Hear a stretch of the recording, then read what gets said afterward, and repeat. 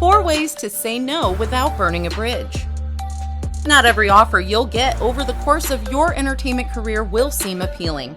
In fact, some may be outright deceitful, presented by scam artists, and something you'll definitely want to avoid.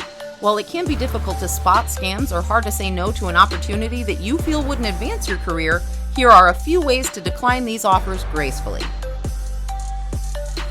Here's the first way to say no without burning a bridge. One of the best skills you can develop as an entertainer is the ability to listen and trust your own intuition. Some people find this comes easier than others, but overall it is a learned skill that can be mastered with time and practice. Trust yourself first and foremost.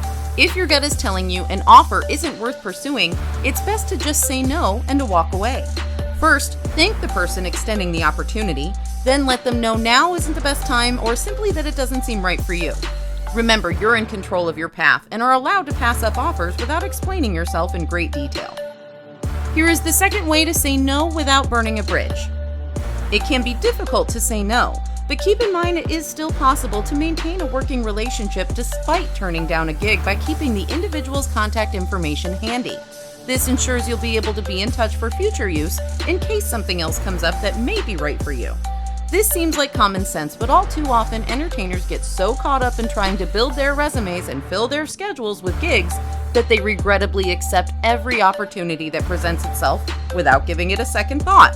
If you're too busy or consumed with other projects, let the person know this and that you'd love to work together on future opportunities. After all, it's better than making a commitment you can't keep.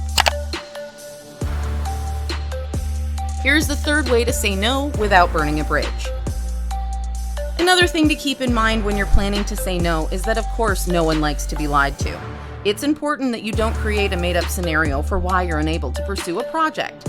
It's best to keep your responses short and sweet and stick to the facts. The last thing you want to do is to tell a fictional excuse and then be responsible to recall these details should you cross paths with whomever is asking to work with you in the future. It's much easier and more professional to say no without lying to anyone. After all, getting caught in a lie is not worth the embarrassment. Here is the fourth way to say no without burning a bridge.